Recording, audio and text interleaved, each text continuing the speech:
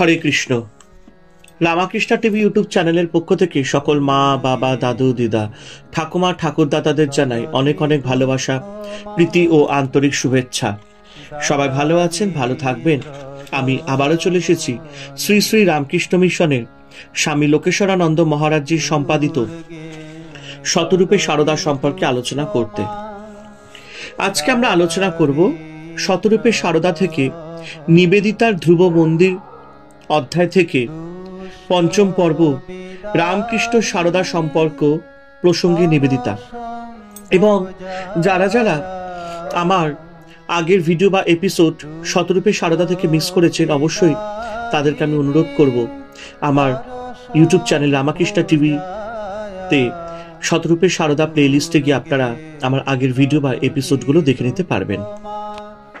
তো চলুন মায়ের নাম করে আমরা আলোচনা শুরু করি নিবেদিতা ধ্রুব মন্দির অধ্যায় থেকে পঞ্চম পর্ব রামকৃষ্ণ সারদা সম্পর্ক প্রসঙ্গে নিবেদিতা।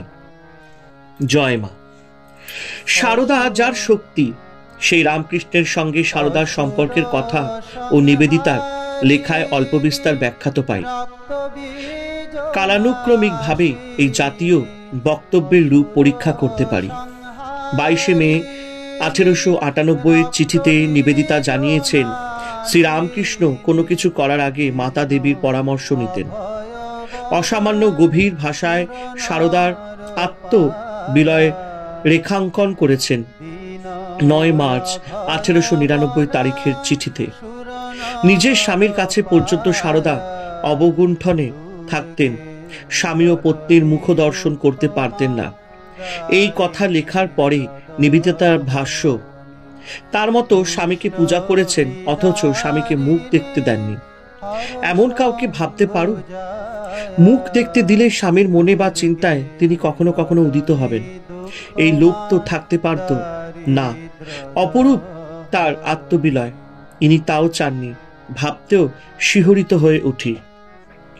শ্রী মায়ের আত্মবিলয় সম্বন্ধে অনেক কথাই পড়েছি, কিন্তু এখানে যে অভিনব তাৎপর্য উদ্ঘাটন করা হয়েছে এবং তাতে যে নূতন মাত্রা যোজিত হয়েছে, তার তুল্য কিছু পেয়েছি কিনা সন্দেহ।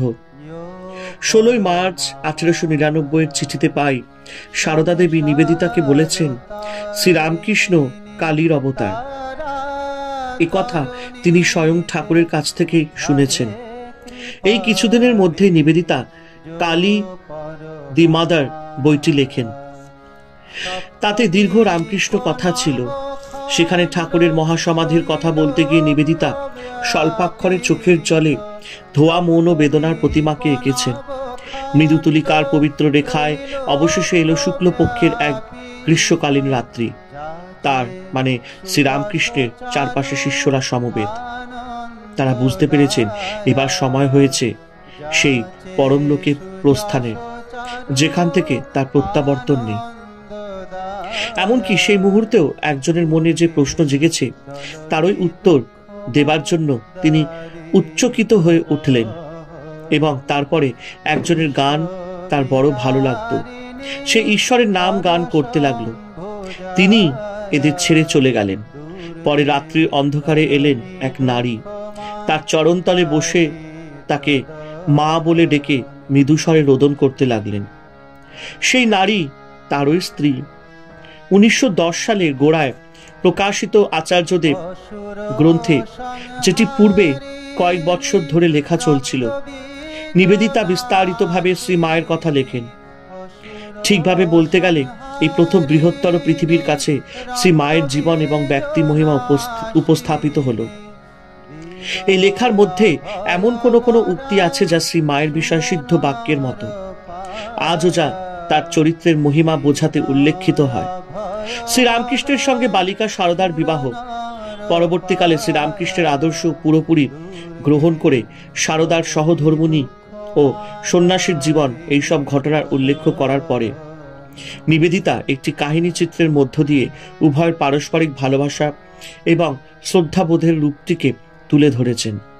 তারপরেই মন্তব্য করেছেন, অথচ কি অসাধারণ ছিল শ্রী মায়ের অহংশূন্যতা, যার কিছু রূপ আগেই দেখেছি।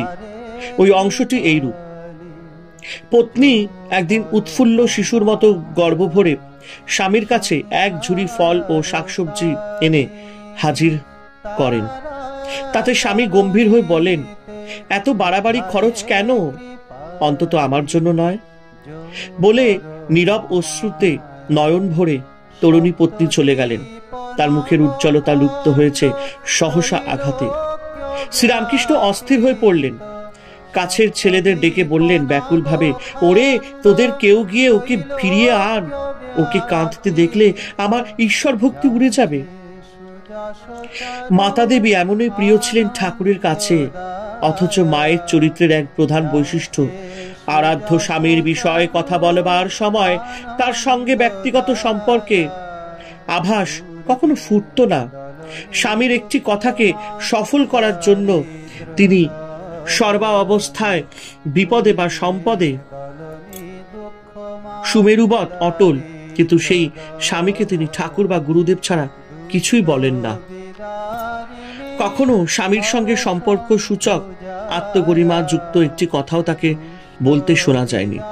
তার পরিচয় জানে না এমন কারোর পক্ষে তার কথাবার্তা থেকে কোনো মতে অনুমান করা সম্ভব নয় যে চারপাশের জন্য কারোর থেকে শ্রীরামকৃষ্ণের উপরে তার দাবি অধিকতর, বা শ্রীরামকৃষ্ণের সঙ্গে তার সম্পর্ক ঘনিষ্ঠতর। শিষ্যার মধ্যে পত্নী হারিয়ে গেছেন দীর্ঘদিন আগে, যদিও পত্নীর পরম বিশ্বস্ততাটুকু রয়ে গেছে। এরপরেই নিবেদিতা সেই বাক্যটি লিখেছিলেন, যা পরবর্তীকালে বহুল উদ্ধৃত ও উচ্চারিত হবে। সারদা দেবী ভারতীয় নারীত্বের আদর্শ সম্বন্ধে শ্রীরামকৃষ্ণের চরম বাণী। এর সঙ্গে নিবেদিতা একটি প্রশ্ন যোগ করে দেন, কিন্তু তিনি কি প্রাচীন আদর্শের শেষ কথা, না নূতন আদর্শের প্রথম প্রকাশ? আজকের মতো আমরা আলোচনা এখানেই সমাপ্ত করিলাম। আশা করি আপনাদের খুবই ভালো লাগলো। রামাকৃষ্ণ টিভি ইউটিউব চ্যানেলকে ভালোবাসা দেবেন, ভালোবাসতে থাকবেন এবং অবশ্যই পাশে থাকা বেল আইকনটি প্রেস করে দেবেন, যাতে এরকমই সুন্দর সুন্দর ধার্মিক ভিডিও নোটিফিকেশন আপনাদের কাছে পৌঁছে যায়। হরে কৃষ্ণ কৃষ্ণ কৃষ্ণ হরে হরে, হরে রাম রাম রাম হরে হরে। জয় শুভ শম্ভু, জয় দেবী দুর্গা দুর্গতি নাশিনী, জয় মা কালী।